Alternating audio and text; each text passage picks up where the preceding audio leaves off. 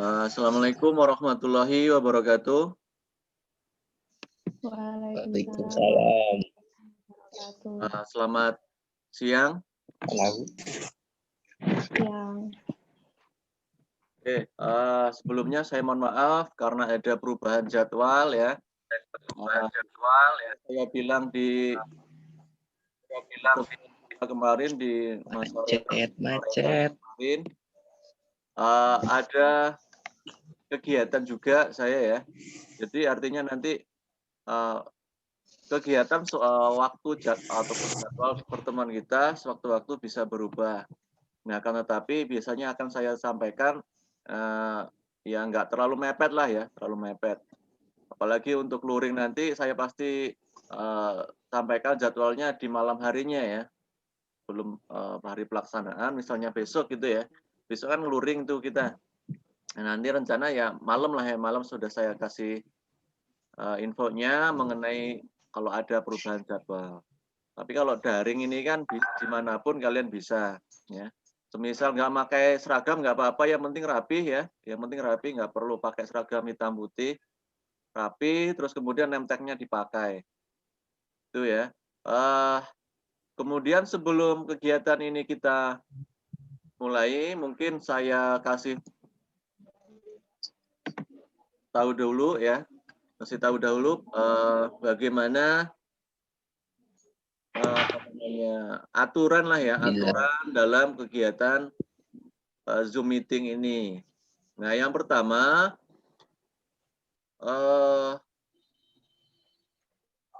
ketika moderator atau pemateri itu sedang menyampaikan pembahasan ya, itu pastikan mic kalian itu di mute dahulu, ya, di mute atau dimatikan. Kemudian nanti ketika kalian itu diberikan kesempatan untuk bertanya ataupun diberikan kesempatan untuk memberikan tanggapan, nah itu baru kemudian di unmute mic-nya, itu ya. Nah, jadi kegiatan ini ya sama kayak kegiatan yang ada di dalam sebuah ruangan atau tatap muka secara langsung, tetap memakai norma ya kan, adab ya, kesopanan dan sebagainya. Gitu. Kemudian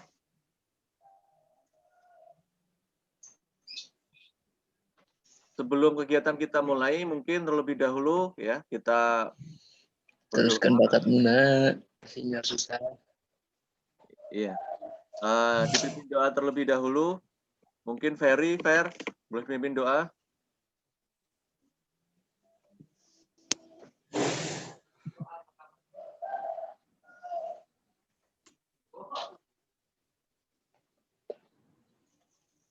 Oke, Fer? Ferry? Ya, Ya, pimpin doa, Fer. ampun. Semoga siap sebelum memulai kegiatan meeting hari ini, berdoa mulai.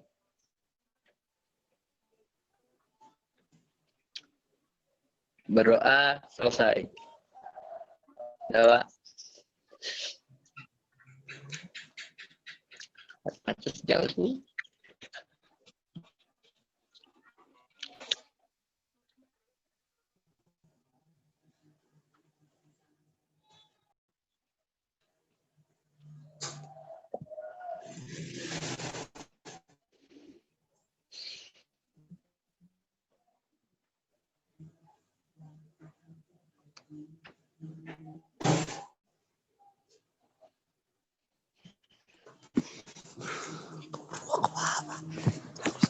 Setiap budget.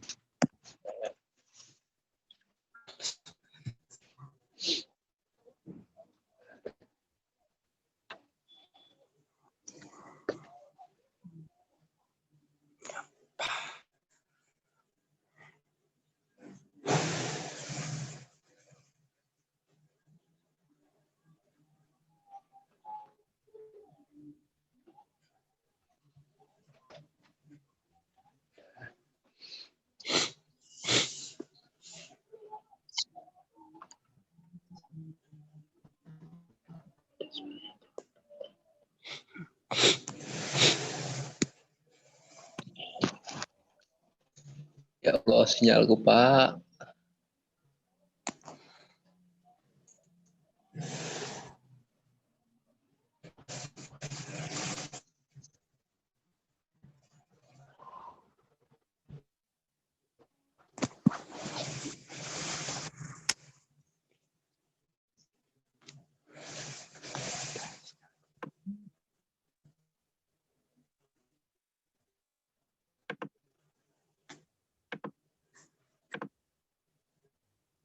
Oke, saya akan bagikan ya PPT. Ini kemarin sudah saya bagikan di grup WhatsApp. Sudah di-download belum? Sudah. Kegiatannya apa saja? Sudah, Pak. Ya, di dalamnya kegiatannya apa saja nanti kalian?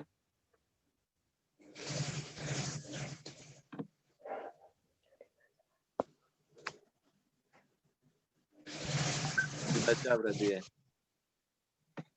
Oke, materi kita yang pertama itu adalah merencanakan pengembangan bisnis retail. Apa itu bisnis retail? Sudah ada yang tahu? Kalau sudah dibaca pasti saya rasa sudah tahu ya. Apa itu bisnis retail?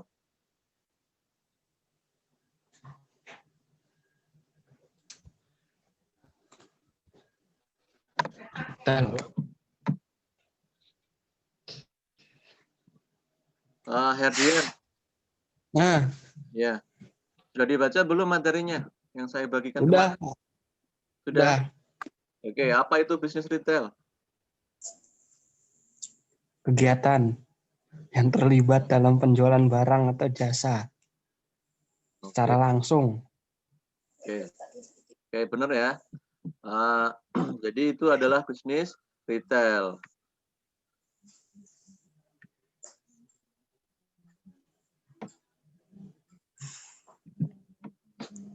Jadi tidak semua bisnis retail ya itu dilakukan di sebuah toko, ya. Tetapi retail merupakan semua kegiatan yang terlibat dalam penjualan barang atau jasa secara langsung pada konsumen akhir. Artinya kegiatan tersebut menjual barang yang nantinya oleh konsumen itu tidak diperjualbelikan kembali, ya. Berbeda nanti ketika barang ataupun produk itu dijual kembali oleh konsumen, itu namanya bukan retail. Itu ya. Jadi bukan hanya berbentuk barang, tapi juga bisa berbentuk jasa, bisa berupa pelayanan, layanan antar ke rumah-rumah. Nah itu, Iya, Pak. Itu contoh dari bisnis retail. Retail. Ya mungkin selama ini orang tahu bahwa bisnis retail hanya dilakukan di dalam sebuah toko, tetapi tidak, bisa juga di bisnis online ya, bisnis online misalnya yang mungkin kalian sudah pernah melakukan kegiatannya di sana ya, jual atau membeli di aplikasi toko online. Nah itu juga masuk ke retail. Kemudian strategi bisnis retail. Ya, strategi yang dibutuhkan untuk mempengaruhi keputusan retail, terutama pengambilan keputusan yang strategis. Oke ya, mungkin apa sih tujuan kita mempelajari materi ini? Ya salah satunya kalian memahami, ya memahami kegiatan yang dilakukan oleh para orang yang bisnisnya itu di bidang retail. Jadi tahu seluk-beluknya mereka itu sudah tahu. Kemudian setelah itu harapannya nanti kalian juga bisa melakukan kegiatan yang sama dengan mereka. Nah, gitu ya. Jadi bahkan nantinya kalian tidak jadi pekerja mereka, tetapi menjadi pesaing mereka malahan. Kan gitu. Itulah ya. Yang namanya ilmu ya kan, kita bisa kalau bisa memaksimalkan, kemudian kita mempunyai kesempatan, ya kita nggak tahu ke depannya nanti. Oh ya, ada yang Ada yang masuk nggak ini?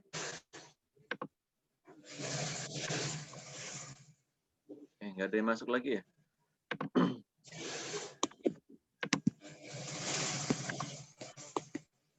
Oke, itu. Terus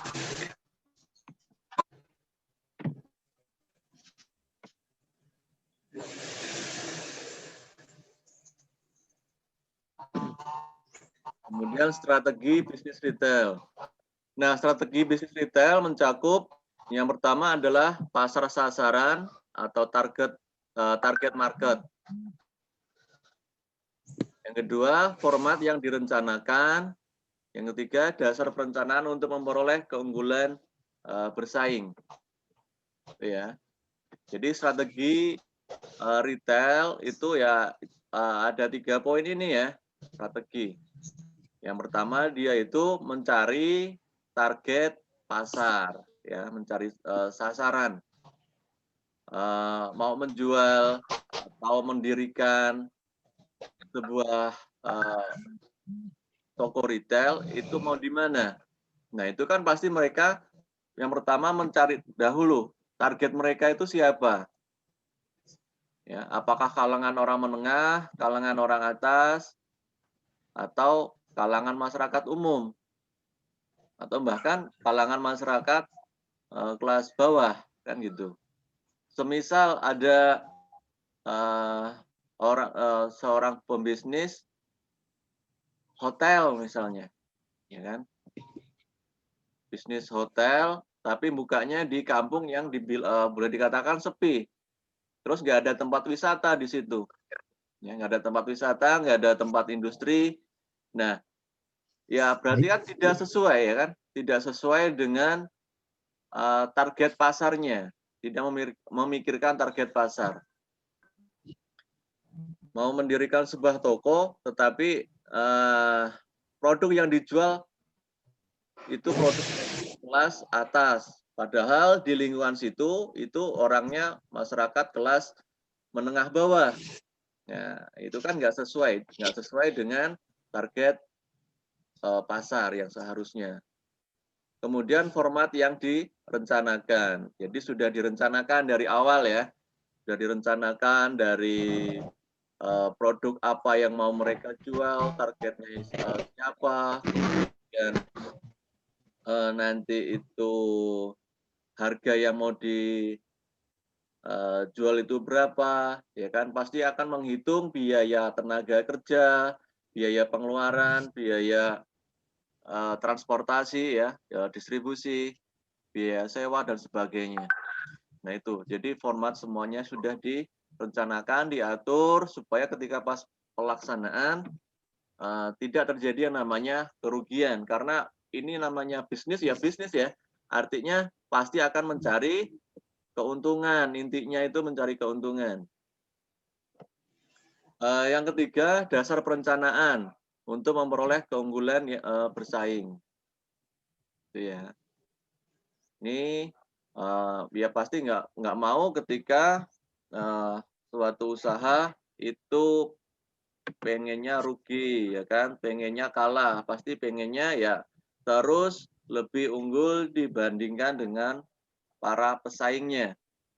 Nah, ketika nanti kalian ditempatkan di dalam sebuah usaha, ya lebih spesifiknya misalnya kalau ditempatkan di toko retail, nah pasti kalian itu dituntut, ya, dituntut bagaimana menjadi seorang karyawan yang mampu mendukung aktivitas dari usaha tersebut. Biasanya kalian akan diberikan target, biasanya kalian akan dituntut kerja profesional, tidak boleh salah, ya kan?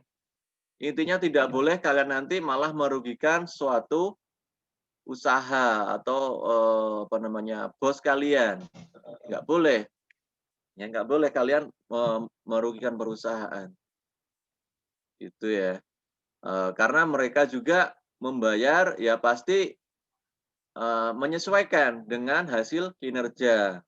Maka di situ biasanya ada reward, ya, penghargaan yang diberikan kepada karyawan. Biasanya itu kalau mencapai target sekian, bonusnya sekian persen, ya kan? Kemudian nanti kalau 3 bulan kerjanya bagus, 1 tahun kerjanya bagus, nanti akan diperhitungkan untuk mungkin naik jabatan, ya kan. Gajinya juga pasti ikut naik. Nah itu biasanya tawaran-tawaran itu diberikan kepada karyawan mereka ya, karyawan perusahaan, supaya nanti, eee, kinerja karyawannya itu mampu meningkatkan daya saing perusahaan, itu ya.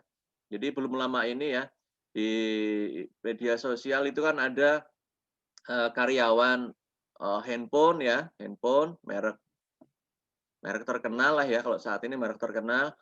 Nah itu kan, ada 2 ya, ada 2 toko handphone ya, toko toko konvensional ya, toko luring.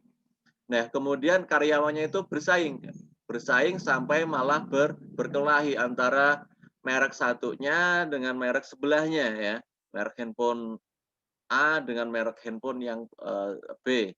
Itu karyawannya saling, bertengkar ya, berkelahi. Nah itu kenapa? Ya alasannya karena mereka pengen menjadi yang lebih unggul. Karena alasannya itu rebutan karyawan, ya karyawan lagi, konsumen ya, rebutan konsumen. Nah itu artinya mereka bekerja secara totalitas ya, walaupun yang namanya cara seperti itu ya nggak boleh ya, nggak boleh kita saling menjatuhkan atau bahkan sampai ke kontak fisik seperti itu ya,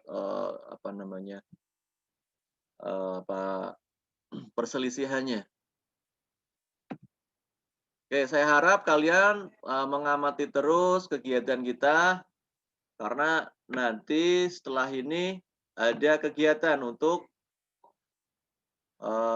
kalian ya. Di akhir slide itu ada penugasan. Mungkin nanti penugasannya akan kita bahas ya, atau kalian presentasikan di pertemuan besok. Gitu ya.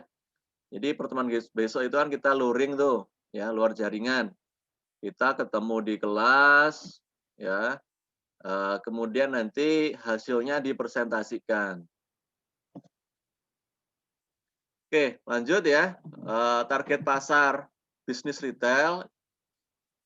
Targetnya itu apa saja? Yang pertama, konsumen dengan kebutuhan-kebutuhan yang sama. Nah, atau segmen pasar dengan format retail yang sama juga. Terus kemudian tugas utama strategi bisnis retail menetapkan pasar sasaran atau mengenali konsumennya. Nah, itu ya. Jadi target pasar bisnis retail itu yang pertama adalah bagaimana mereka mengenali konsumennya. Baik dari silsilah budaya, ya kan, jenis kelamin, umur, kemudian penghasilan, kemudian karakter, ya. Mungkin untuk anak pemasaran ini sudah pernah mengetahuinya ya, sudah pernah mengetahuinya apa itu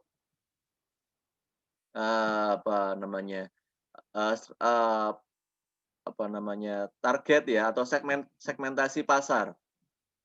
Ya. Jadi segmentasi pasar itu kan pembagian ya, pembagian target pasar. Jadi kalau kita mau menargetkan dalam bidang dari penghasilan ya, penghasilan konsumen, maka kita ya harus menyesuaikan produk kita dengan harga yang sesuai dengan penghasilan konsumen. Kemudian di lingkungan misalnya kita mau menargetkan anak-anak, ya berarti kita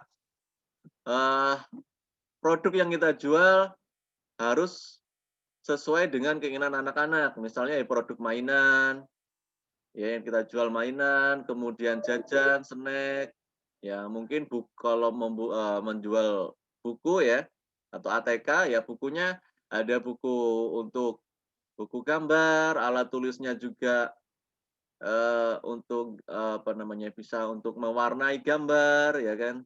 Jadi disesuaikan dengan karakter, umur,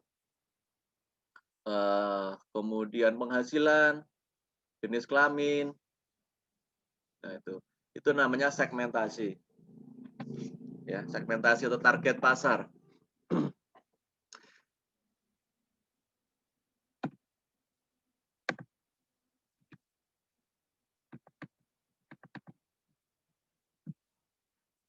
Oke, bisa dibuka chatnya ya, chat kalian di Zoom meeting ini. Ini ada form absensi kita hari ini ya. Silahkan sambil diisi absensinya.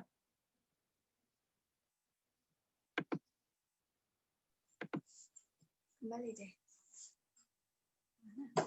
Bisa? Bisa buka chat saya di Zoom meeting. Silahkan diisi terlebih dahulu ya absensinya.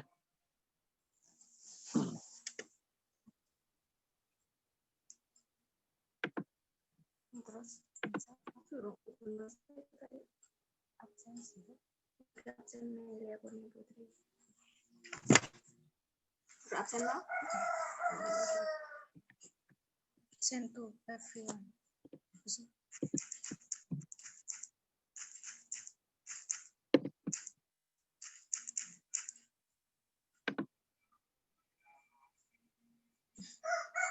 Iya bukan sih.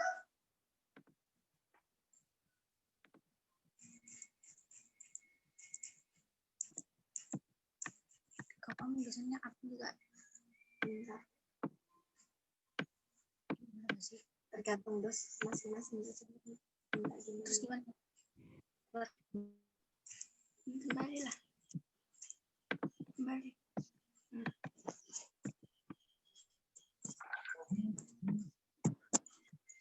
Oke, sudah diisi absensinya? Halo? Oke ya.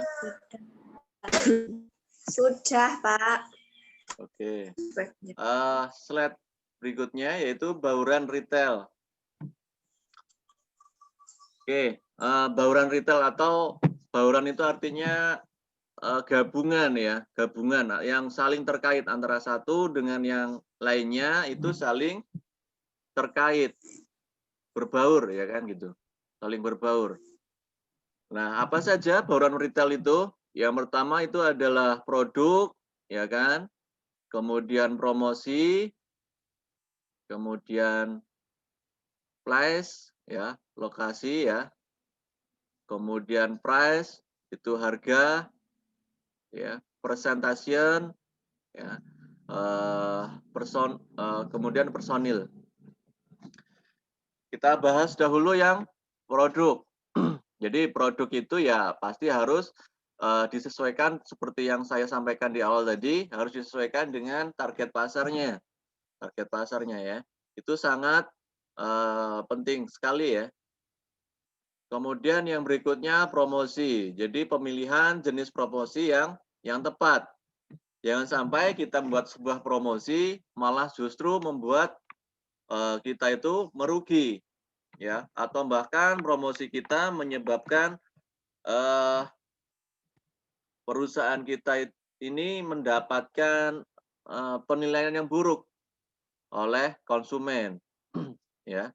Misalnya kita buat promosi, hadiahnya itu malah jual makanan untuk anak-anak misalnya ya. Terus promo kita undian misalnya ya, undian terus yang menang dapat sesuatu. Nah, sesuatunya apa? Malah sesuatunya itu biasanya hal-hal misalnya hal yang tidak sesuai dengan budaya, misalnya hadiahnya makanan yang nggak ada label halalnya, ya kan? Terus kemudian ya banyaklah ya sesuatu yang tidak sesuai dengan budaya kita ya. Nah itu kan tidak sesuai, malah menyebabkan kita merugi. Terus yang belum lama ini kan di Prancis, ya kan, di Prancis itu ada toko retail ya, toko retail yang memasang semacam kayak pamflet ya, tapi bentuknya itu apa ya, kayak video ya, kayak berupa video yang dipajang di tembok ya, tembok toko retail yang ada di Prancis itu, kemudian di situ menggambarkan karikatur ya Nabi Muhammad, Nabi kita. Nah, jadi itu kan malah merugikan perusahaannya. Nanti orang-orang yang Muslim itu tidak mau untuk membeli produk mereka. Seperti itu. Terus negara Prancis sendiri sekarang kan lagi gencarnya ya masyarakat dunia khususnya Muslim itu memboikot produk-produk mereka. Nah itu jadi unsur budaya itu sangat harus diperhatikan oleh seorang retail ya, sebuah usaha retail. Jadi baik dari promosinya, dari produknya, pokoknya semuanya. Dari bahan promosi harus memperhatikan budaya segala macam. Kemudian place ya tempat, lokasi,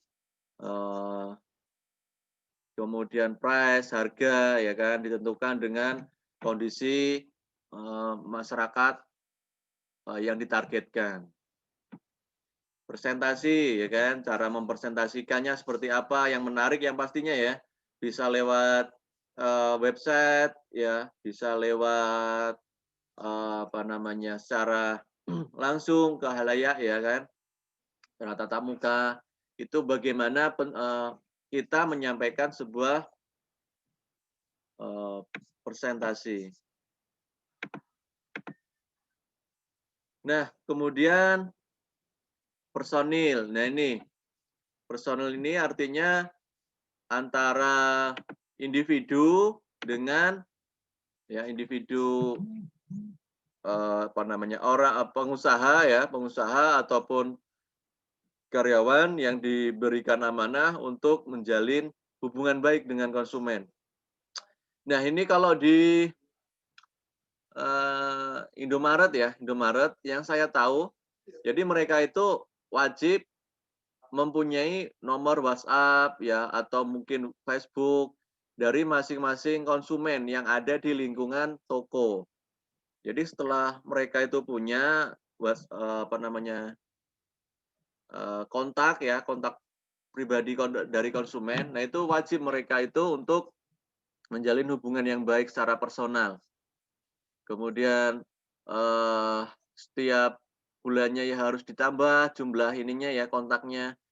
Maksudnya apa? Maksudnya itu menjalin hubungan secara personil ya kan.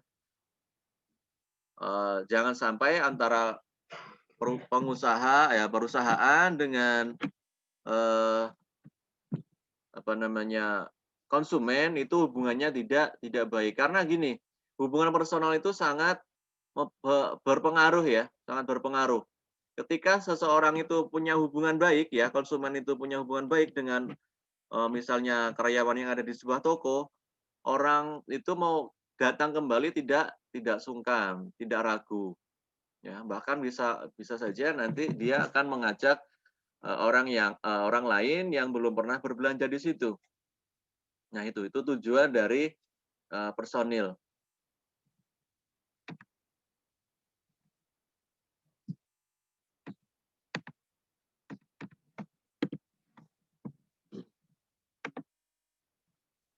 Oke, sampai sini ada yang kurang paham? Atau ada yang mau tanya silahkan. Sebelum kita lanjutkan lagi.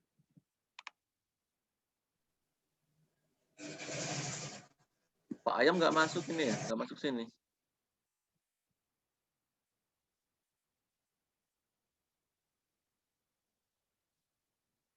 Halo? Masih dengar suara saya? Wulan? Masih. Oh, masih. Ya. Masih semangat ya? Masih. Ya, jadi kegiatan kita di momen ini ya kan ya, yang akan kita laksanakan kurang lebih 3 minggu nanti, semuanya itu kan difasilitasi, ya, difasilitasi walaupun tidak penuh ya. Fasilitasnya walaupun tidak penuh, akan tetapi saya minta kalian tetap semangat, ya kan? Tidak mensia-siakan karena ya ini kan pilihan. Satu Indonesia hanya 600 orang, ya 600 peserta saja yang di ACC, gitu. Jadi kalian itu kan artinya orang-orang yang beruntung, jangan disia-siakan. Jadi semisal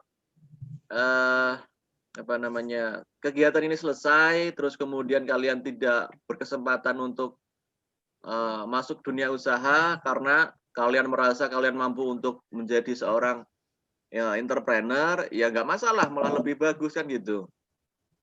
Karena konsep yang kita pelajari ini adalah konsep dari dunia usaha ya, konsep yang mereka jalankan itu ya ini sebenarnya kan gitu. Kita sudah mempelajarinya. Walaupun mungkin jangan berasumsi lah intinya, jangan berasumsi kalian nanti setelah ini selesai jadi karyawan, tidak ya. Tapi asumsikan ini jauh lebih dari situ. Selesai dari sini saya jadi entrepreneur kan gitu. Ya walaupun tidak semudah membalikan telapak tangan. Ya. Itu. Oke, saya lanjutkan lagi.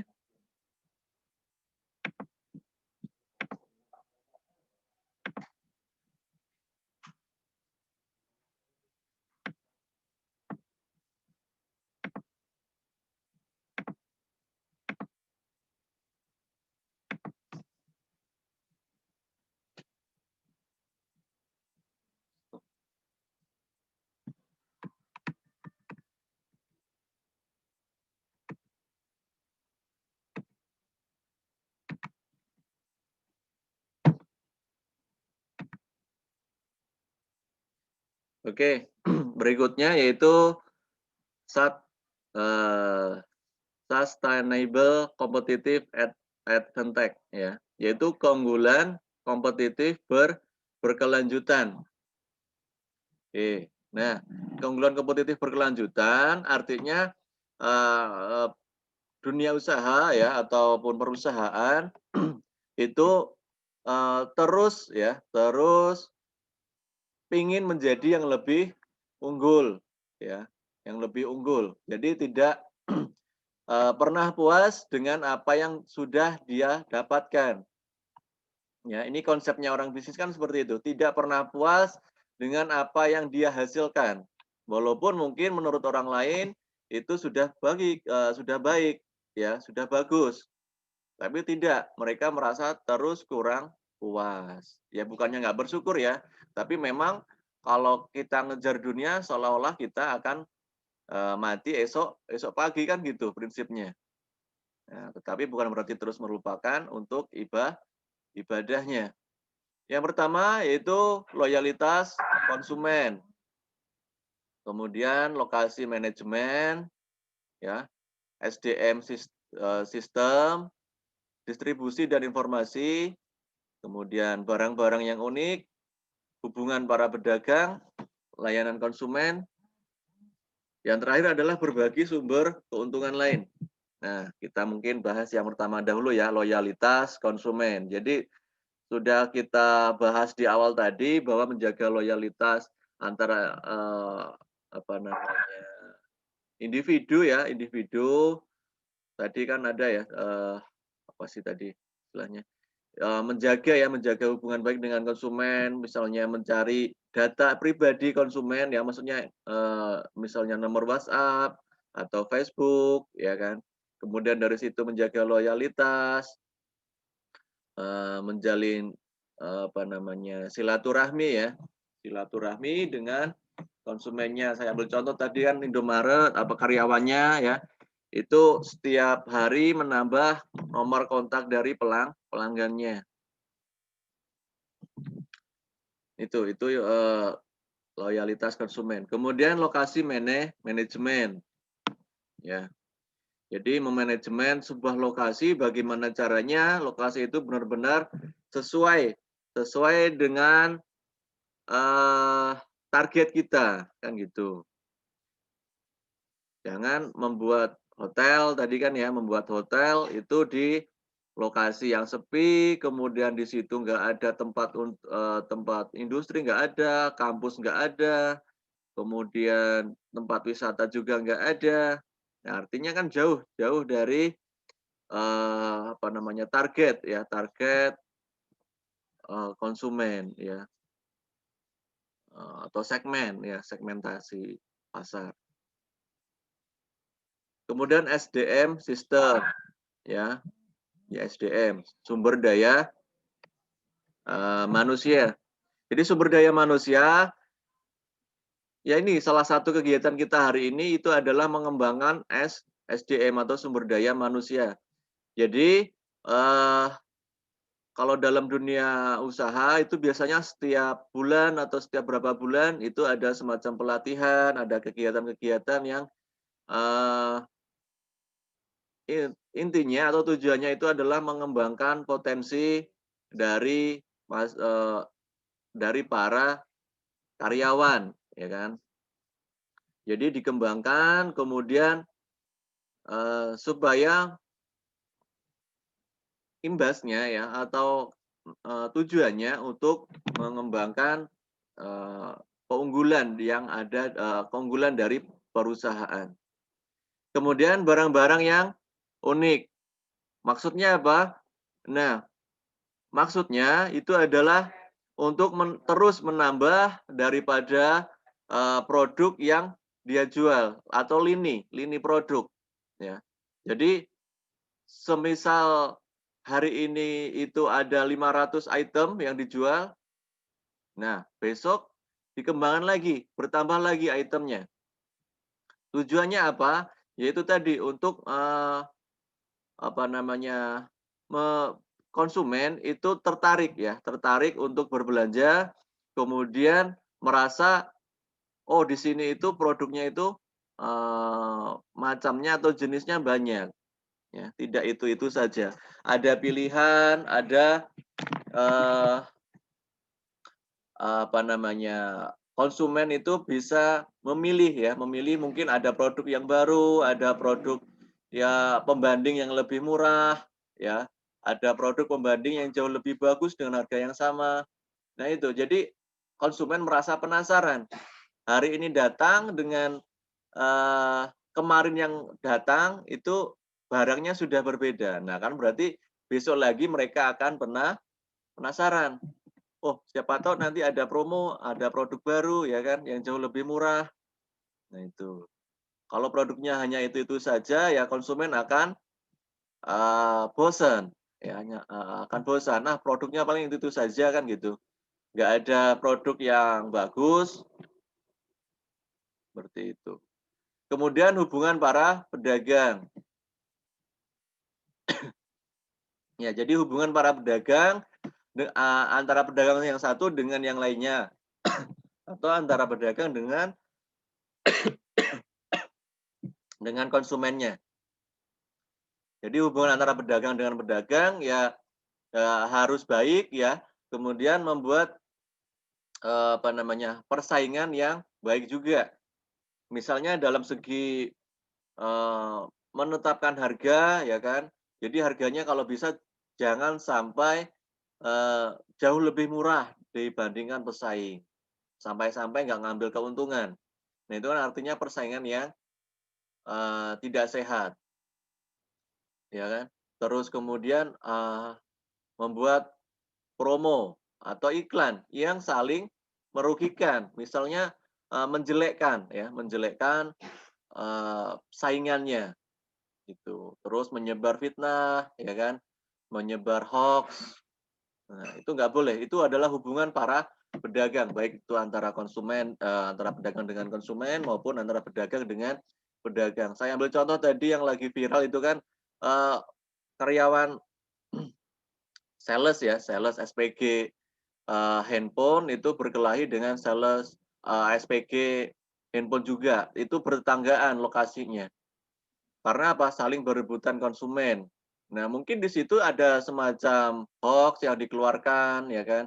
Ada semacam fitnah sehingga SPG yang sebelahnya merasa tidak terima, terus kemudian marah. Nah, itu juga nggak diperbolehkan. Jadi harus sehat. Benar-benar promosi ataupun pengiklanan yang tidak merugikan orang lain. Kemudian layanan konsumen. Nah ini, jadi ketika nanti kalian itu misalnya sebagai seorang wirausahawan, ya kan, di bidang retail maupun di bidang yang lainnya, utamakan konsumen. Artinya konsumen itu kalian asumsikan sebagai seorang raja yang dimana kalian harus melayaninya dengan sepenuh hati, ya kan gitu. Kemudian apa yang mereka inginkan, apa yang mereka cari, kalian harus bisa melayaninya, kan gitu. Ketika ada komplain, ya harus bisa menanganinya, ya. Tidak kok terus dicuekin, kan gitu.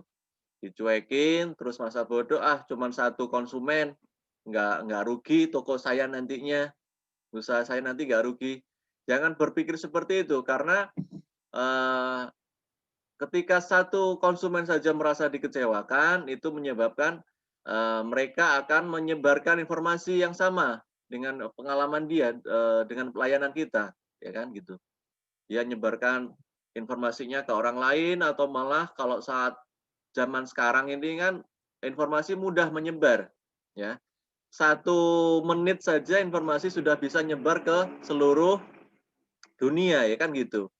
Dengan jaringan internet itu tadi. Oh, di toko itu ternyata seperti ini nih, ya kan gitu.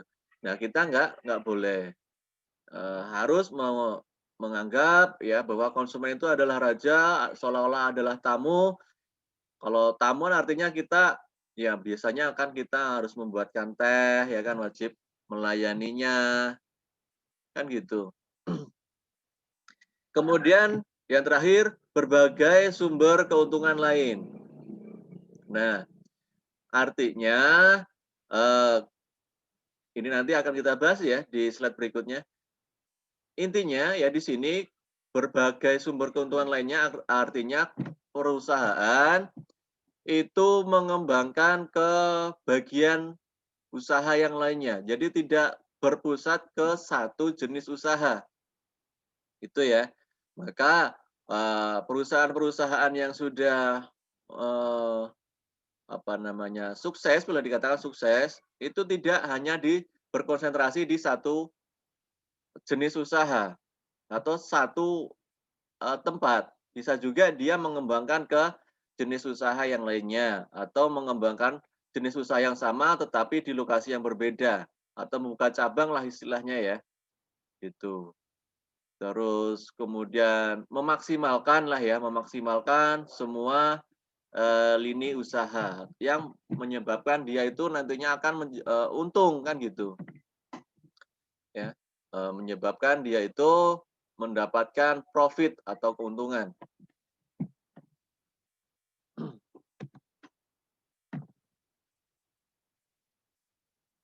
Kemudian strategi-strategi pertumbuhan.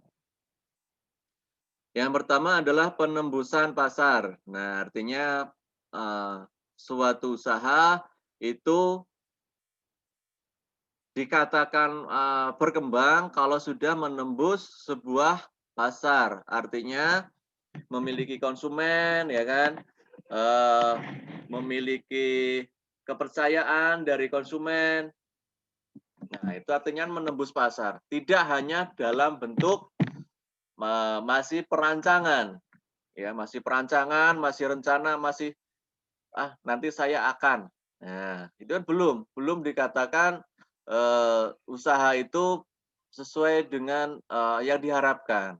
Jadi kalau dikatakan sudah sesuai yang diharapkan, kegiatan retail itu ya ketika sudah menembus pasar, kan gitu. Yang kedua, perluasan pasar, pengembangan format. Nah, seperti yang kita bahas di slide sebelumnya ini tadi, bahwa sebuah usaha jangan hanya berpusat di satu jenis usaha atau di satu tempat usaha saja. Nah, usahakan ada yang namanya perluasan pasar, mengembangkan format. Misalnya, kalian sukses di toko online, misalnya di Tokopedia. Nah, kalian jangan terus merasa puas di situ. Kembangkan lagi. Nah, kan gitu. Terus Misalnya kalian jual di Shopee, ya kan, di Facebook, ya, mungkin di toko online yang lainnya, Bukalapak. Nah, itu kalau yang online. Misalnya kalau yang offline gimana? Yang offline kan banyak atau yang konvensional kan masih banyak ya. Misalnya Transmart. Transmart itu kan tidak hanya bidangnya di retail saja, tapi sebelumnya mereka sukses di bidang investasi apa? Di bidang televisi ya kan gitu. Bidang televisi. Kemudian berkembang lagi ke lini usaha yang lainnya, misalnya Transmart tadi. Kemudian Transmart tidak hanya di satu pulau atau satu kota saja, tapi sudah berkembang sampai ke Lampung, ya kan? Mungkin sekarang nggak tahu sudah sampai berapa cabangnya untuk yang bagian Transmart saja ya, yang bagian retail dan apa namanya tempat wahana hiburan. Nah, itu artinya peluasan pasar. Maksudnya apa? Ketika satu itu mengalami kerugian, ya kan? Satunya lagi itu masih berpotensi untuk menutup kerugian yang di lini yang lainnya, yang mengalami rugi. Itu. Terus kemudian poin yang ketiga diversifikasi. Nah, istilahnya apa? Asumsinya adalah sebuah dilarang meletakkan sebuah telur pada satu keranjang. Nah, itu diversifikasi. Dilarang meletakkan semua telur pada satu keranjang. Resikonya apa? Ketika terjadi benturan, misalnya ya, keranjang satu tadi ya, satu keranjang tadi, itu resikonya semua telur bisa pecah, kan gitu. Tetapi ketika kalian menempatkan keranjang itu, telur itu di beberapa keranjang, ketika keranjang satu itu mengalami benturan yang berisiko memecahkan telur ya hanya satu yang pecah kan gitu. Jadi keranjang yang lain masih punya kesempatan untuk selamat. Ketika dijual ya kan untung ya kan. Nah, maka keuntungan yang telurnya tidak pecah tadi bisa menutup untuk yang pecah. Ini sama kayak perluasan pasar ini tadi ya. Kemudian penyatuan vertikal. Penyatuan vertikal itu artinya mengembangkan lini produk yang sejenis ya. Vertikal itu kan mendatar ya. Gitu ya. Penyatuan vertikal. Jadi kayak Transmart ya buka cabang awalnya mungkin di mana? Di Bandung mungkin ya atau di Jakarta. Kemudian berkembang ke provinsi atau kota-kota yang lainnya. Nah, itu ya. Artinya vertikal itu sejenis ya, tidak berbeda. Tapi kalau Transmart itu kan sebelumnya di bidang televisi ya kan, kemudian berkembang ke jenis usaha yang lainnya. Nah, contohnya ya misalnya Alfa, Indo itu kan masih vertikal ya. Tetapi kalau sekarang sudah ke jenis yang lainnya juga ya. Misalnya jasa pengiriman, jasa yang sebagainya. Terus kemudian tarik tunai dan sebagainya banyak ya.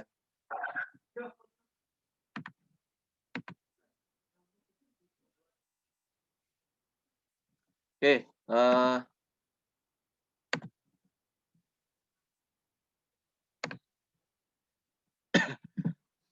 berikutnya kesempatan strategis dan keunggulan. Keunggulan bersaing ya.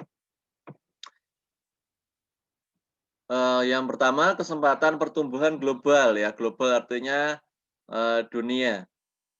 Jadi kita berpikirnya jangan gampang puas gitu loh ya. Gampang puas kemudian hanya pengen di lokal saja ya atau domestik saja. Tapi berpola pikir bagaimana caranya bisa mempunyai kesempatan untuk bersaing di dunia kan gitu ya, secara global. Kemudian yang kedua, kunci keberhasilan pertumbuhan internasional. Kunci keberhasilan itu adalah pertumbuhan secara internasional. Nah, itu ya. Jadi kalau dikatakan sudah berhasil, itu sudah mendunia. Kan gitu. Kemudian yang ketiga, strategi untuk masuk pasar luar.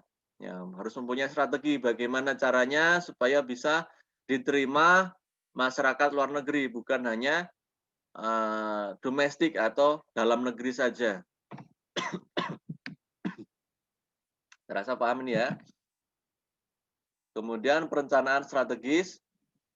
Jadi perencanaan strategis merupakan proses yang terus-menerus mulai dari mengamati situasi, meninjau berbagai macam tren atau gaya hidup, mempelajari teknologi baru, dan memonitor kegiatan persaingan. Nah ini ya. Jadi perencanaan strategis merupakan proses yang terus-menerus mulai dari mengamati situasi, ya. Jadi pengamat, oke sudah ajan ya. Jadi diamati dahulu situasinya seperti apa, kemudian tren gaya hidup dari masyarakat itu seperti apa, kan gitu ya. Kalau saat ini mungkin untuk dunia fashion misalnya ya, nah saya nggak paham dunia fashion ya. Mungkin untuk wanita lah ya, untuk wanita mungkin paham. Untuk fashion wanita itu kan setiap waktu ya, setiap mungkin bulan atau tahun itu trennya sudah berbeda. Ya, kalau dahulu orang mungkin memakai celana 70-an itu cutbray ya kan, sekarang sudah apa namanya, istilahnya apa sekarang? Pensil ya kan gitu.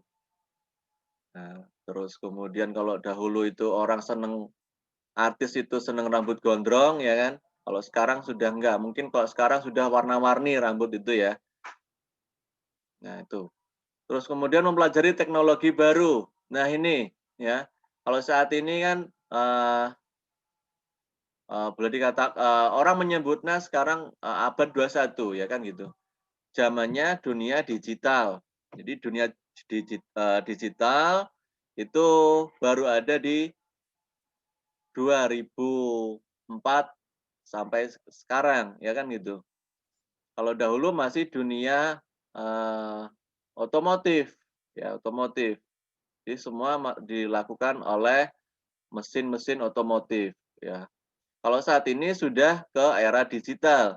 Jadi sudah mesin otomotif tadi bisa dijalankan dengan aplikasi digital seperti itu ya. Untuk dunia teknologi apa namanya komunikasi saat ini itu adalah yang lagi ini adalah sistem Android ya kan, kemudian ditambah dengan perkembangan dunia penjualan ya, kemudian dunia transaksi perbankan itu sekarang semuanya bisa diakses dengan Android. Ya, misalnya kalian menjual barang itu bisa dengan Android ya kan, dengan HP, dengan sistem digital. Kemudian kalian misalnya mau transfer ya kan, kalian bisa menggunakan alat alat lagi. Aplikasi GoPay ya kan, terus kemudian apa lagi? Buka dompet apa ya? Nah, itu banyak lah ya sekarang ya.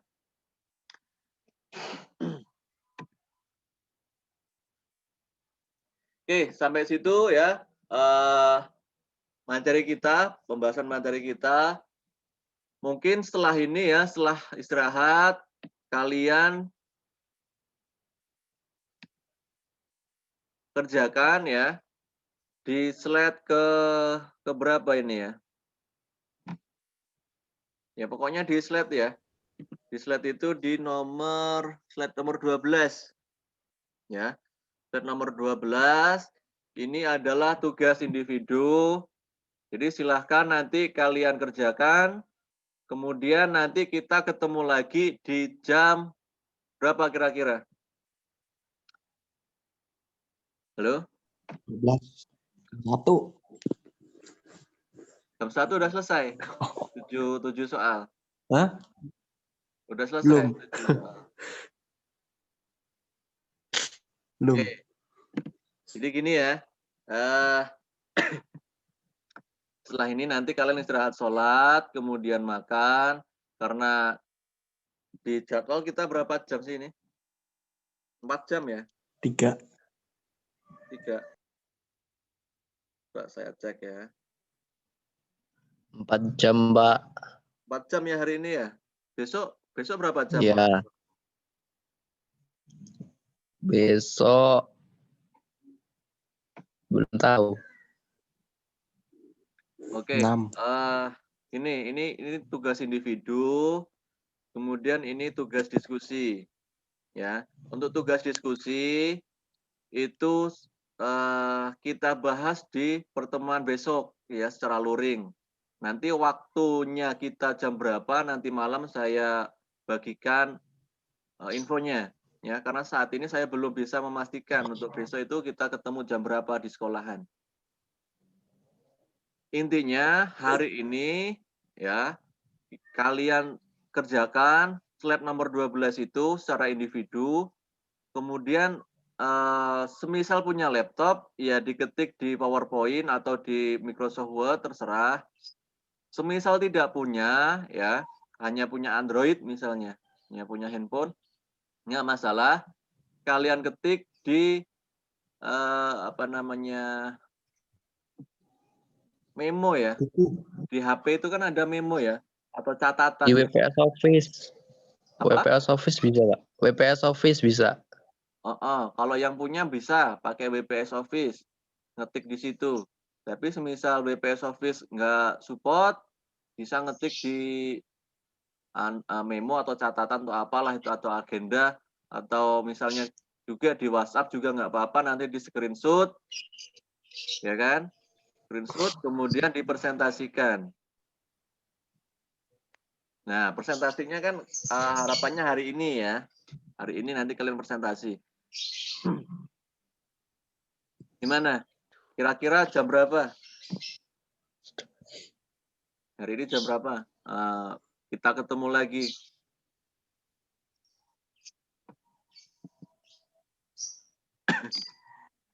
Jam berapa ya? Jam berapa? Kira-kira jam 2 selesai belum? Selesai lah ya jam 2. Atau setengah 2 Selesai. malahan. Setengah 2. Selesai, Pak. Setengah 2 aja lah ya. Takut 2, Pak, sorean 2. nanti. Setengah 2.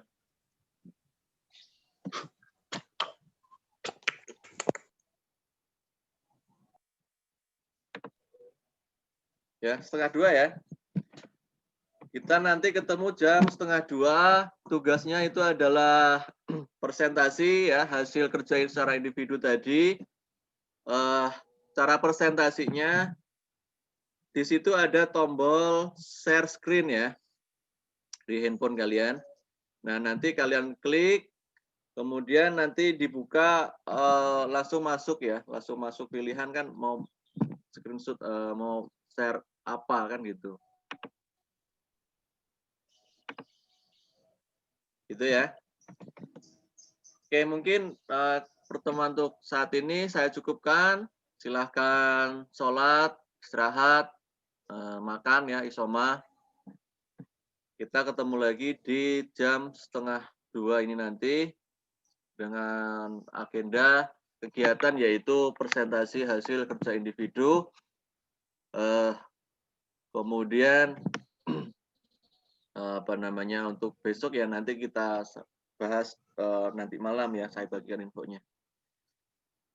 Ada yang mau tanya sebelum saya akhiri? Jadi kalian bukan lagi anak SMA ya, bukan lagi anak SMA, kalian sudah punya ijazah SMA, artinya cara kerja sudah berbeda dengan anak SMK ya.